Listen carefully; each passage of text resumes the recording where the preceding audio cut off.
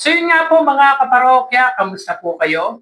Ang pag-uusapan po natin ngayong araw ay patungkol nga po sa anak ni Anjo Iliana na kung saan mga kaparokya ay humihingi nga po ito ng kapatawaran sa mga nasaktan ng kanyang ama na si Anjo Iliana. Partikular nga po sa dati nitong mga nakatrabaho sa longest running noontime show na Eat Bulaga. Kina Tito Vic and Joey, kina Jose Manalo at marami pang iba. And of course, pag-uusapan din po natin mga kaparokya yung write-ups ni Procnoy or ni Telenews na kung saan ay marami daw pong nilabag ang It Showtime's kontrata nito sa GMA Network. So, bago natin talakayan yan mga kaparokya, kung bago lang po kayo sa aking channel at kung gusto niyo po ng ganitong klaseng content, ay makikiusap po ako sa inyo mga kaparokya na pakisubscribe ang aking YouTube channel, pakilike and share nyo na rin ang sa gayon ay mas madami pa po o dumami pa po ang makapanood ng mga ina-upload po natin video araw-araw. Maraming salamat po sa inyo at sobrang na-appreciate ko po kayo mga kaparokya. By the way, ako nga po pala si Mervin, the man behind Kaparokya TV. So mga kaparokya, ang unang topic po natin ay patungkol nga po sa It Showtime host na si Ann Cortez. So nakikidalamhati po tayo mga kaparokya sa biglaang pagkamatay po ng kanyang ama na si James E. Curtis Smith. Yan po ay pinost ng Diyosa ng madlang people na si Ann Curtis sa kanyang Facebook account. So sabi ni Ann Curtis, mga kaparokya, it is with profound sadness that we announce the unexpected yet peaceful passing of our father James E. Curtis Smith. A true patriarch in every sense, he shaped us with strength, resilience, and a wit that will forever echo in our family. He was deeply loved, endlessly admired, and will live on in our hearts always. We will miss him dearly, the Curtis Smith family. So yan nga po, mga kaparokya, ang dahilan kung bakit hindi po natin napapanood ang Diyosa ng madlang people na si Ann Curtis. Alam naman po natin mga kaparokya na marami ang masaya or natutuwa kapag present si Ann Curtis sa noontime show po nito na It Showtime. Lang sa hindi inaasahang pagkakataon or pangyayari ay hindi po natin siya nasisilayan sa It Showtime. So nakikiramay po tayo mga kaparokya sa iniwan ng ama ni Ann Curtis na si James E. Curtis Smith. Samantala mga kaparokya, ayon sa write-ups ng Telenews, sa mga hindi po nakakaalam, sa mga viewers ko na hindi po nakakaalam na si Telenews at si Procnoy ay iisa lang daw po ayon sa kapatid Facebook page. Kapatid Facebook page ay of course supporter po yan ng TV5. Sa kanya po nang galing na si Telenews ay dating si Procnoy or iisa nga po si Telenews at si Procnoy. At meron po itong write-ups patungkol sa It Showtime na kung saan ayon dito mga kaparokya, It Showtime, marami nga bang nilalabag sa kontrata nito sa GMA Network. So basahin natin ang write-ups na to ng Telenews. It Showtime, marami nga bang nilalabag sa kontrata nito sa GMA Network? Madami ng kapuso fans at mga empleyado mismo ng GMA Network ang umano'y dismayado na sa ginagawa ng kanilang kasalukuyang noontime show na It Showtime.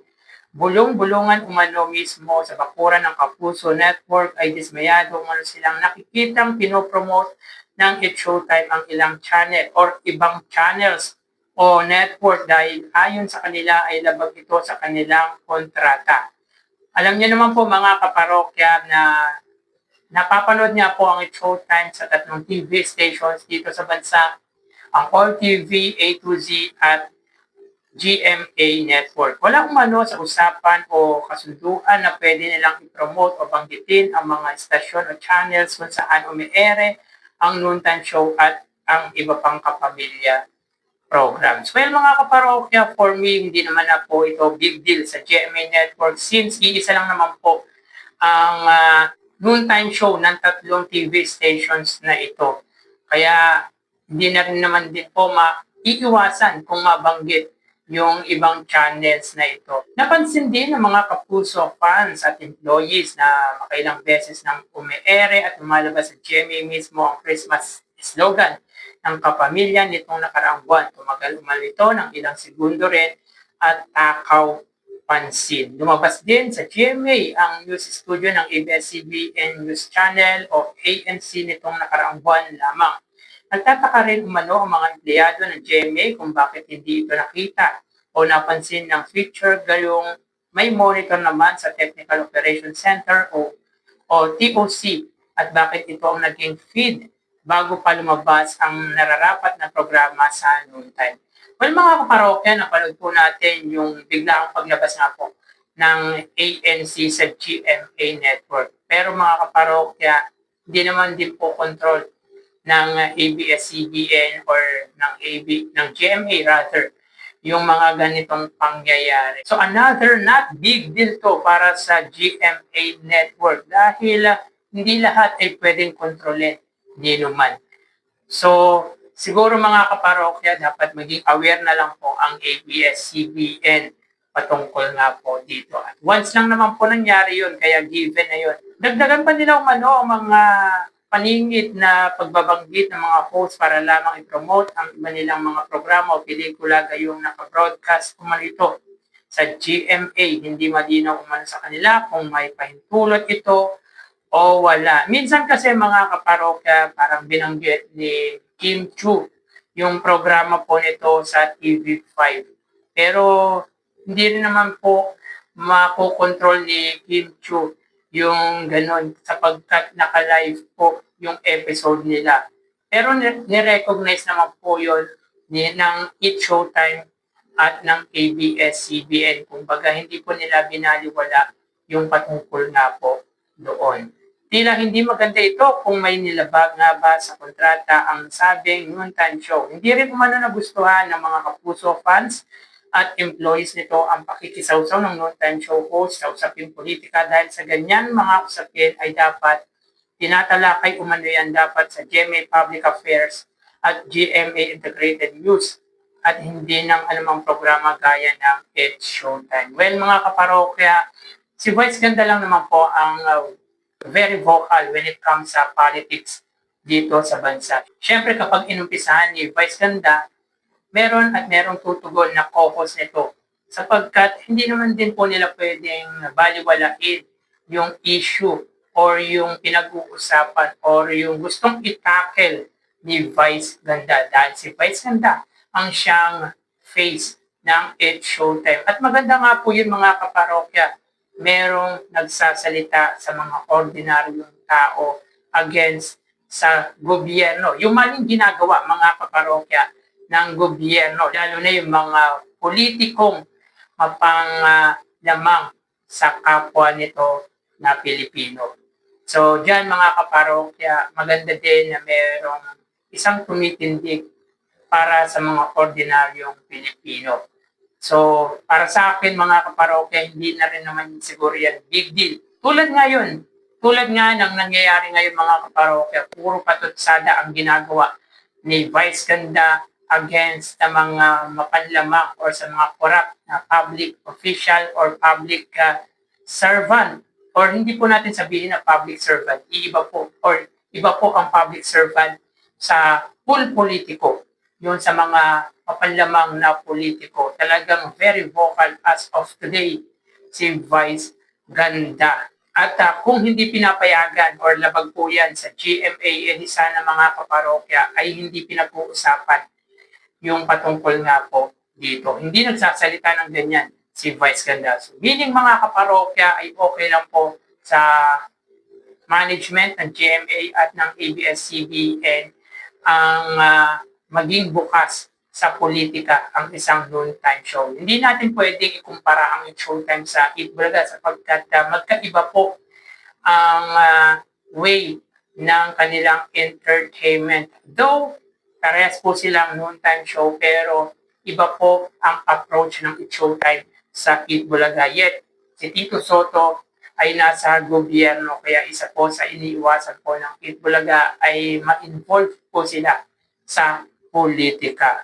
So, itong page na ito mga kaparokya ay talagang humahanap lamang po ng butas against sa ABS-CBN at sa It Showtime. And I think mga kaparokya kung talaga may nilabag po ang GMA Network or ang ABS-CBN sa kontrata with GMA Network, for sure ay maglalabas ng statement ang both parties. And of course, kung meron man pong inilabag sa patakaran ng MTRCB, ang ABS-CBN at ang It Showtime ay patatawagin at pag-e-explainin ang nasabing noontime show led by Vice Ganda. So hindi na po natin itutuloy mga kaparokya ang write-ups na to ng Telenews sapagkat isa lang man po ang nakikita po natin dyan.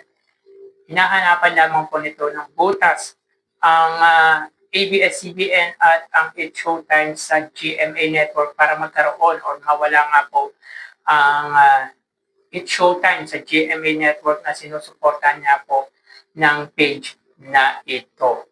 So, mapunta tayo mga kaparokya sa anak ni Anjo Iliana. So, niya po, meron nga pong write-ups ang pep.ph with regard nga po sa anak ni Anjo Iliana na si Jaime Iliana na kung saan mga kaparokya ay humihingi nga po ito ng kapatawaran sa ginawa ng kanyang ama sa mga dating nakatrabaho nito sa Eat Bulaga.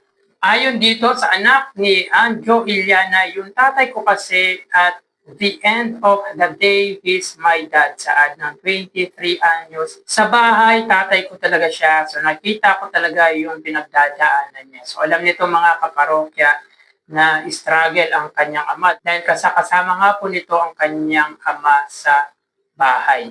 Alam ko naman, pasensya po sa lahat na may nagagawa siyang mali at naiintindihan ko naman po na ganun talaga. So mabuti pa ang anak ni Anjo Iliana ay nare-recognize po nito ang pagkakamaling ginawa ng kanyang ama sa mga dati nitong nakatrabaho sa Eat Bulaga. Pero din ni Jaime sa huli ay ama pa rin niya si Anjo kaya ang tanging magagawa lang daw niya ay ang intindi nito at bigyan ng payo. Well mga kaparokya, at least nandiyan ang anak ni Anjo Iliana para intindihin siya at bigyan siya ng payo kung kinakailangan. Sad niya, wala tatay ko siya, mahal ko siya, kaya kailangan kong intindihin na ganun siya. Bigyan siya ng advice kasi syempre mga kaibigan din niya yung pinag-uusapan niya, kaya medyo nakontrol niya. Kahit anong maling gawin ng tatay ko, kailangan kong matuto na pagbigyan siya. Syempre siya yung nagpalaki sa akin, I wouldn't be here without him.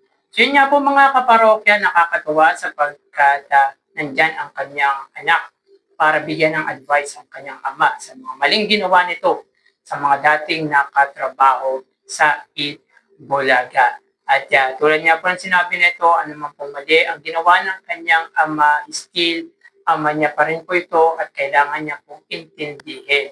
Pero ang maganda po kasi dito mga kaparokya ay hindi niya po tinatolerate ang ginawa ng kanyang ama bagkos ay binibigyan niya po ito ng advice. So yun nga po mga kaparokya, para sa akin ay madali lang naman po magpatawad. And for sure, napatawad na po ito ng mga dating nakatrabaho. Si Anjo Iliana ay napatawad na po ng dating mga nakatrabaho sa Eat Bulaga. Nga lang para sa akin po, ituloy ang dapat na ituloy na asunto against him sapagkat kung hindi itutuloy yan mga kaparokya, ulitin lamang po ni Anjo Iliana yung paninirang ginawa po nito sa legendary trio sa mga dating nakatrabaho sa Eat Bulaga. Kumbaga, iisipin nito na hindi pala siya kayang idemanda ng dating mga nakatrabaho. Kaya para sa akin, ituloy ng Bulaga at ng Tito Vic and Joey ang kaso against him. Kasi mga parokya, para sa akin, patawarin mo man po si Andrew Iliana, yung paninirang ginawa po nito against Iconic Trio ay hindi na po mababago. The damage has already been done. Kaya para sa akin ay ituloy ang kaso against him. Nang sa gayon ay matuto at mabigyan po ng hustisya ang mga pinagagawa nito sa mga taong siniraan po nito. Dahil sobrang laki ng epekto sa pamilya ng mga nasiniraan nito yung ginawa nito sa dating mga katrabaho. Kaya sa akin, madali lang naman po magpatawad, pero ipagpatuloy ang kaso against him. At nakakatuwa lang dito mga kaparokya na nagsasalita ang kanyang anak ni Andrew Iliana on his behalf. So nare-recognize nito na talagang mali nga po ang ginawa ng kanyang ama. So kayo mga parokya, anong masasabi nyo sa topic po natin for today's episode? Paki-comment naman po ang opinion at ang reaction nyo with regard nga po dito. So hanggang dito na lang po tayo. Magsingat po tayo palagi. Thank you and God bless.